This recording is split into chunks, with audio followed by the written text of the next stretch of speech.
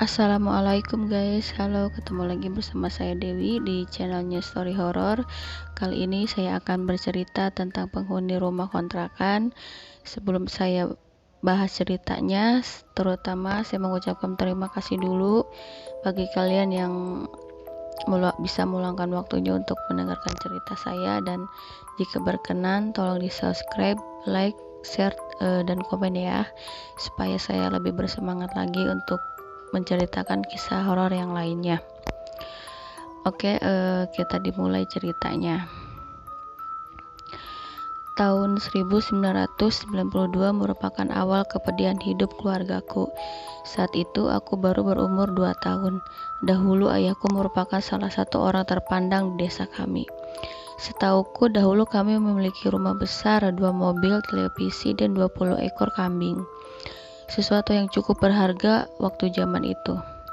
Namun setelah berubah, tak kalah ayahku mulai merasa ketagihan dengan judi, ditambah ayahku selalu bilang jika dia pun memiliki seorang keponakan yang selalu dipercaya, yang pada akhirnya meruntuhkan semua yang ayah punya. Awal tahun 1993, akhirnya perekonomian keluarga kami mulai menurun. Semua yang telah dimiliki hilang sudah. Saat itu yang ku tahu adalah kami pindah ke rumah dengan bilik bambu. Rumah yang sangat jauh berbeda dari rumah kami sebelumnya. Saat itu kami berisikan 7 bersaudara dengan 4 orang laki-laki dan 3 orang perempuan. Alhamdulillah untuk ketiga kakak perempuan semua sudah menikah. Menginjak umurku 5 tahun, kami pun pindah rumah kembali dikarenakan pemilik rumah sebelumnya akan membangun rumah yang kami tinggali. Hingga akhirnya kami pun menemukan rumah kontrakan kembali untuk ditinggali. Tak ada perbaikan ekonomi hingga usiaku 10 tahun. Yang kurasakan hanya kekurangan kala itu.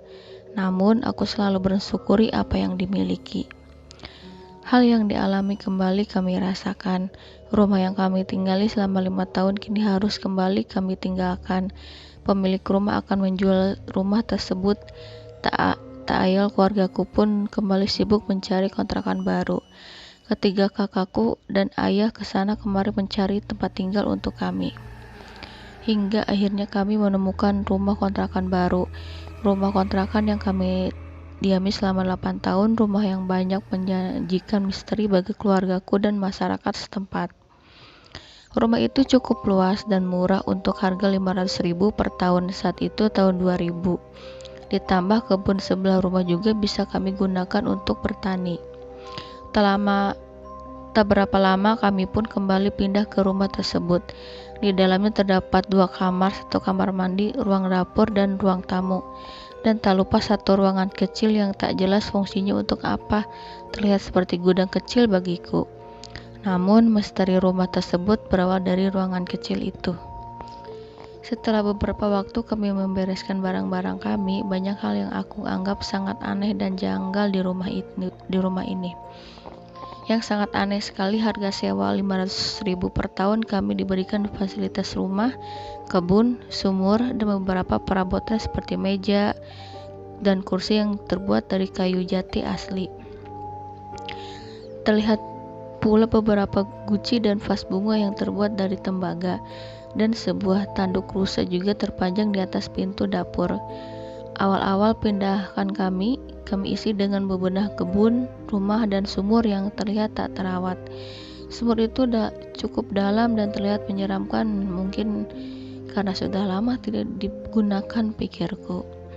Setelah aku membantu kakakku membereskan belakang rumah, terdengar olehku suara tetangga yang sedang asik mengobrol. Sangat jelas ku dengar. Salut saya sama tetangga kita, baru pindah.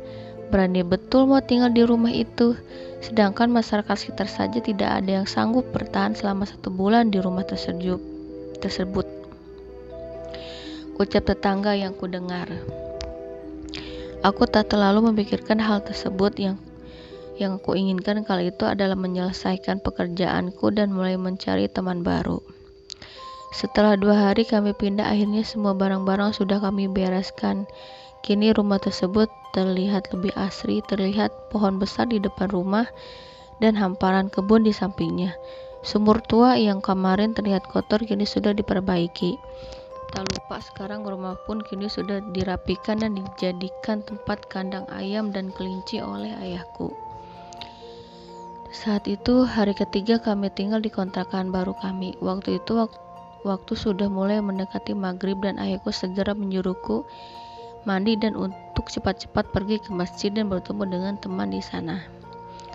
Cukup mudah bagiku untuk beradaptasi di sana. Kebetulan itu kakakku juga memiliki banyak kenalan dengan remaja masjid di sana. Akhir Isya pun berakhir, aku pun bergegas pulang. Saat itu aku tidak bersama kakak untuk pulang bersama karena kakak memiliki kesibukan lain. Jarak dari masjid dan rumah kontrakan kami sekitar 300 meter, namun harus melalui beberapa kebun yang cukup gelap. Tak ada teman searah waktu itu. Terpaksa aku pun pulang sendirian. Hal aneh terlihat olehku sangat jelas. Kulihat banyak sekali orang berkumpul di depan rumahku saat ku tengok rumah itu dari ujung kebun menuju arah pulang. Lalu pandanganku terhalang oleh pohon pinus yang berjajar. Namun, apa yang kulihat setelah itu cukup mengejutkanku. Beberapa orang yang tidak kutengok, tak ada satupun yang tampak di mataku. Kemana orang-orang tadi, pikirku. Lalu hatiku pun mulai berdebar. Semakin laju langkah kakiku untuk segera membuka pintu rumah dan bertemu dengan orang tuaku. Blak! Kubuka pintu dengan kencang karena rasa takut mulai melanda. Dengan cukup terengah-engah lalu ku tutup kembali pintu rumahku dengan kencang. Saat itu ayah dan ibuku memandangku dengan heran. Dengan sedikit nada tinggi, ibuku pun sedikit marah atas apa yang aku lakukan barusan. "Ibu, ayah, tadi siapa orang-orang di luar yang berkumpul banyak?" tanyaku. Ibu dan ayah hanya saling memandang, tak mengerti apa yang aku tanyakan. Yang ku tahu, aku hanya dimarahi waktu itu karena menanyakan hal yang aneh. Ya, siapa juga yang mengerti perkataan anak berumur 10 tahun, pikirku kini. Kakakku pun pulang dan kakak juga tak luput dari marahnya ibu karena membiarkanku pulang sendirian setelah menggosok gigi. Aku pun mulai bersiap untuk tidur. Sejenak aku keluar dari kamar mandi. Ku tengok ruangan kecil yang aku sebut di awal cerita. Ruangan itu seperti memanggilku dan kurasakan semua bulu tubuhku berdiri hingga akhirnya ku sedikit berlari dan pergi ke kamar untuk segera tidur. Apa tadi itu? Pikirku dalam hati. Ada apa di balik ruangan itu? Semua pertanyaan aneh seperti yang menggerutu waktu itu. Aku hanya ingin memejamkan mata dan melekas tidur, namun hal aneh kembali terjadi dan hanya aku yang merasakannya. Selimut segera ku tarik menutup semua tubuhku. Rasa gemetar dan takut seolah bergabung bersama selimut yang menutupi tubuhku. Krek, krek, terdengar suara cakaran di langit rumah kami. Jantung semakin berdebar dan aku pun berteriak memanggil ayah, kakak, ibu. Ayah dan kakak segera menghampiri dan bertanya padaku apa yang terjadi. Dan kujelaskan bahwa ku dengar suara cakaran di langit-langit rumah kala itu. Ayah dan kakakku hanya tertawa dan menakutiku jika hantu di sini menyekaiku. Perkataan yang sangat membuatku marah saat itu. Ku mulai kembali ke ranjang tidurku dan perasaan marah dan kesal, dan ku lupakan apa yang kudengar barusan. Setahun berjalan dan kami mulai terbiasa hidup di rumah tersebut. Banyak teman yang kumiliki sekarang. Di tahun ini kakak laki-laki tertuaku pun akan menikah dengan gadis pujaannya, gadis yang bekerja di salah satu dealer motor di kota kami. Saat itu sore hari keluargaku akan mengadakan syukuran untuk pernikahan kakakku. Di hari ini pula hal gaib terjadi jelas di depan mataku. Kala itu kursi-kursi rumah mulai dikeluarkan. Ku duduk di kursi tersebut sendirian. Saat itu pukul 17.30. Sambil menunggu tamu yang akan menghadiri syukuran ini, ku duduk sambil makan semangkuk mie goreng kesukaanku. Tiba-tiba mataku ini melihat ke sekeliling rumah dan ku tengok pohon kecil yang ditanam di dalam pot besar bekas drum minyak. Ku tahu itu bukanlah mimpi dan hal ini sangat jelas kulihat. Sosok wanita bergaun merah keluar dari batang pohon itu. Wajahnya kurang jelas terlihat, namun sosok wanita itu keluar menuju arah belakang rumah. Alangkah kagetnya aku kala itu. Kulempar mangkuk mie itu dan berlari ke arah dapur di mana keluargaku berada. "Kenapa kamu lari-larian di rumah? Bagaimana kalau makanan ini terinjak atau tertendang olehmu?" ucap ibu. Kujelaskan apa yang kulihat dan ibu hanya berkata kalau aku hanya keseringan nonton acara pemburu hantu bersama kakakku. Yang acara-acara mistis seperti itu memanglah marak di tahun 2000-an awal. Kembali hati ini kesal atas ucapan ibuku ini, dan tak ada yang membantah perkataannya. Baik ayah dan kakakku sama-sama mendukung perkataan ibu. Kenapa semua orang tidak percaya denganku dengan nada kesal? Selang beberapa waktu, akhirnya tamu-tamu hadir di acara syukuran keluargaku. Banyak sekali tetangga dan kerabat hadir, hingga jumpalah aku dengan tetangga kami yang bernama Pak Ade.